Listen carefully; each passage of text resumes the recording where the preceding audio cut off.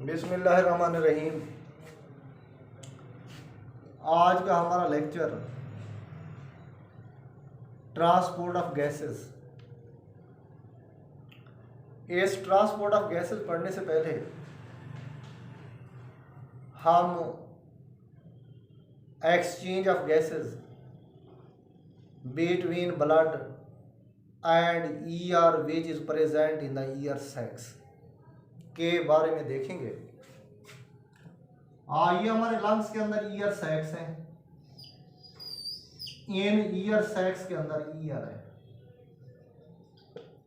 और इन ईयर सैक्स की सरफेस के ऊपर ये ब्लड कैपिलरीज है जिनके अंदर ब्लड की सर्कुलेशन होती है।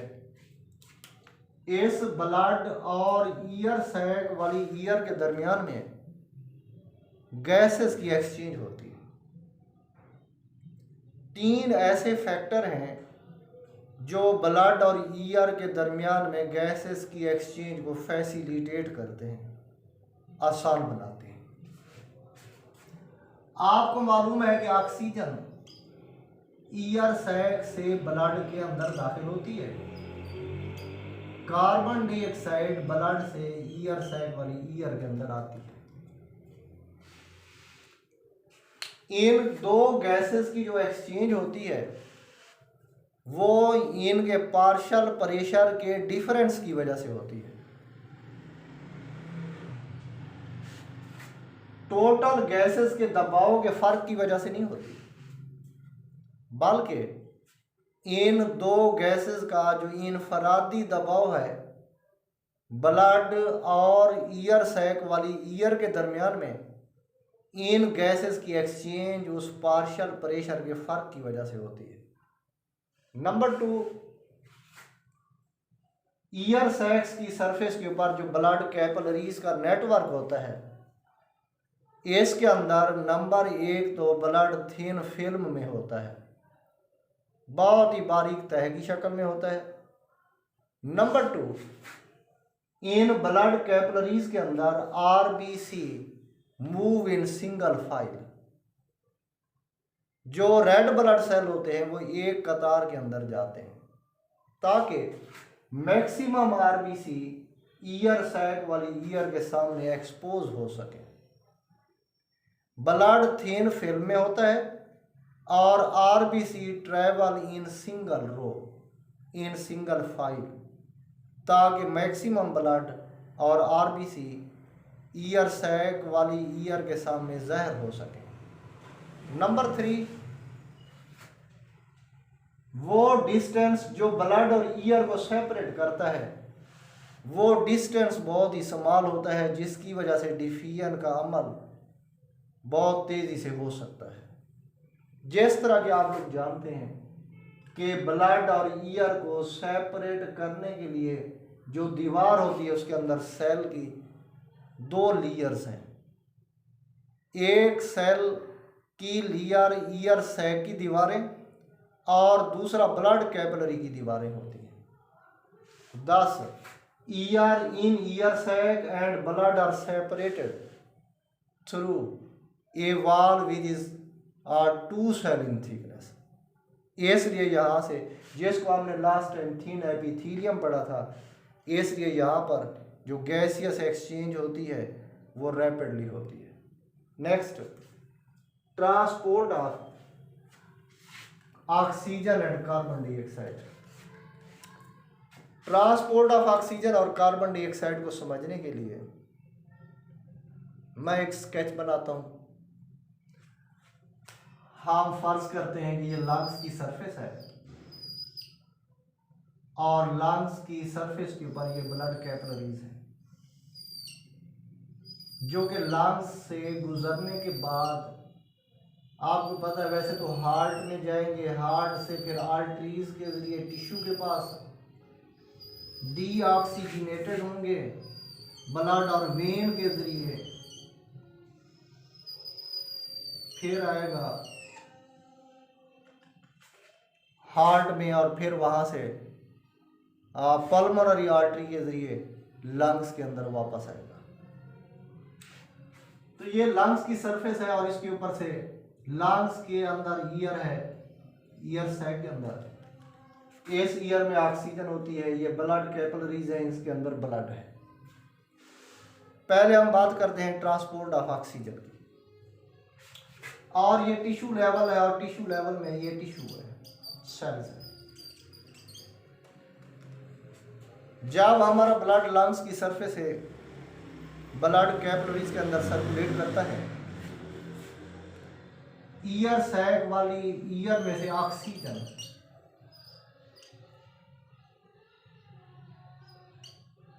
ये ब्लड के अंदर दाखिल होती है,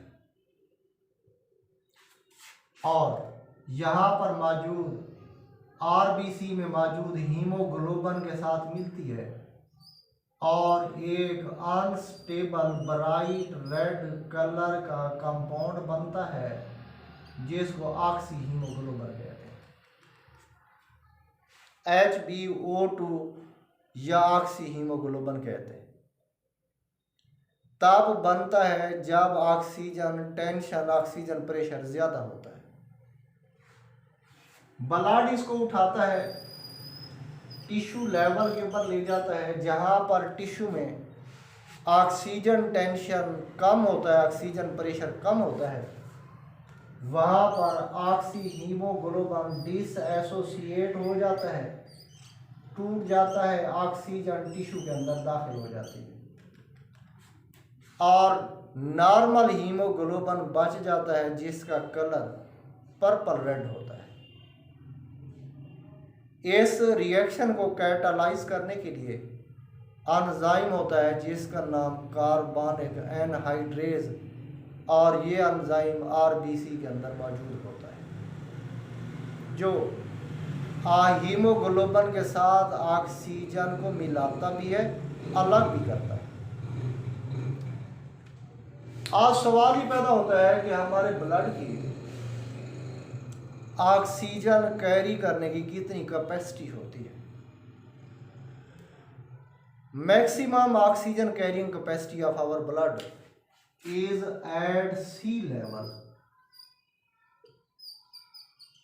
आप लोग जानते हैं कि सी लेवल के ऊपर oxygen tension, oxygen pressure maximum होता है 760 mmHg होता है। सी लेवल के ऊपर ब्लड की ऑक्सीजन कैरिंग कैपेसिटी 20% होती है। इसका मतलब है कि 100 ml blood can carry 20 ml oxygen. Sea level के ऊपर 100 ml blood 20 ml oxygen carry करता है।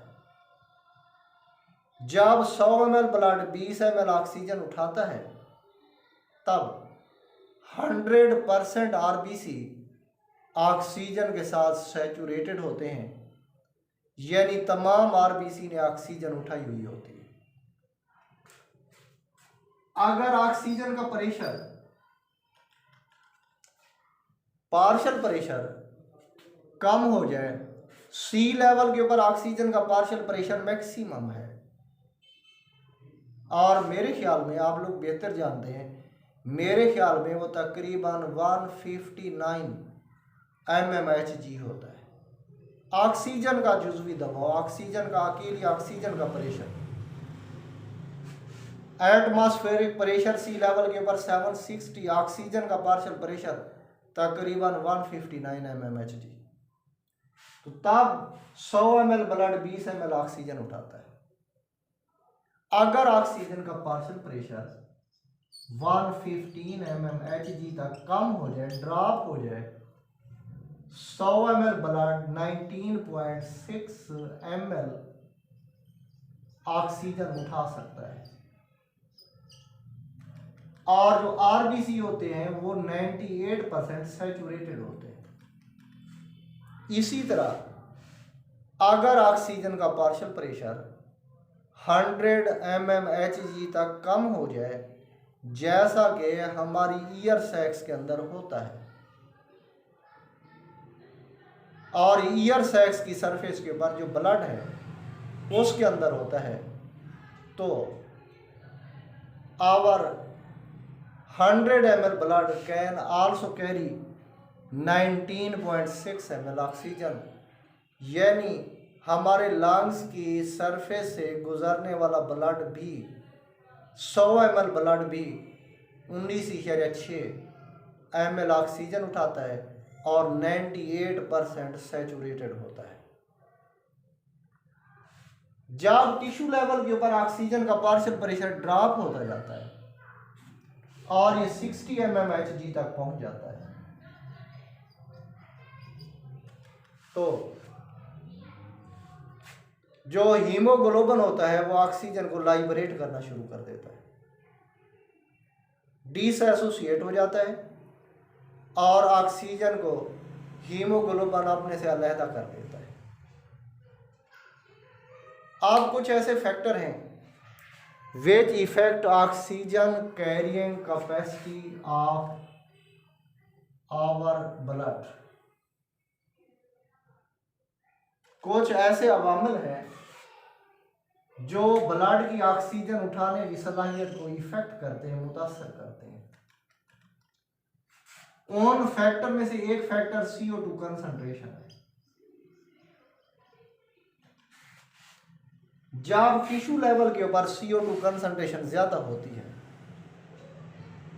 आप लोग जानते हैं कि CO2 रेस्पिरेशन में बनती है। जब टिश्यू में CO2 ज्यादा होगी, इसका मतलब है टिश्यू में ऑक्सीजन इस्तेमाल हो चुकी है, रेस्पिरेशन हो गई है और ऑक्सीजन इस्तेमाल हो चुकी है।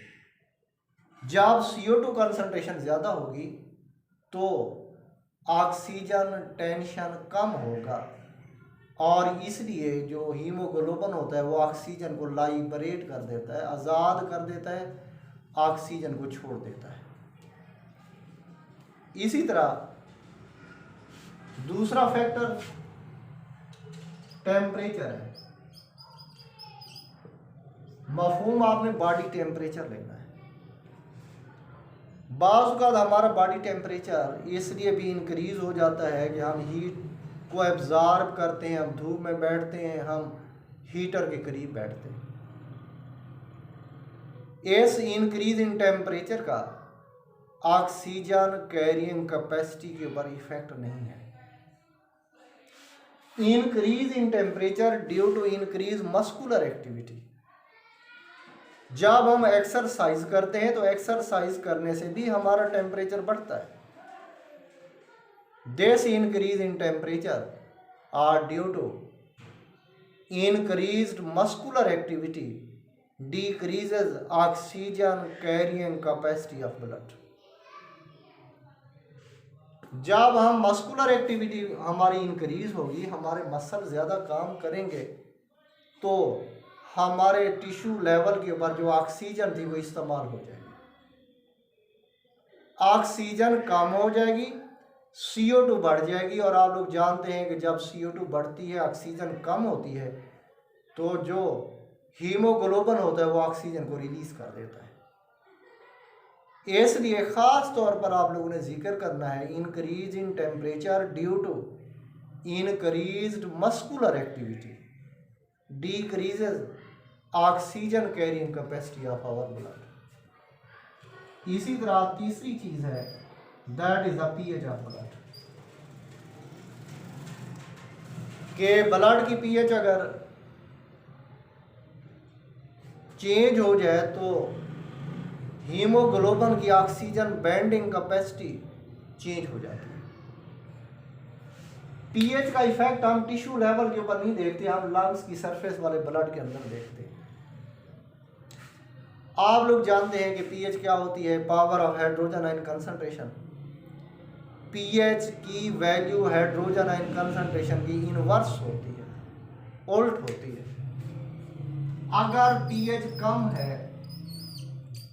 तो आप लोग जानते हैं कि तब हाइड्रोजन आयन कंसंट्रेशन ज्यादा होती है।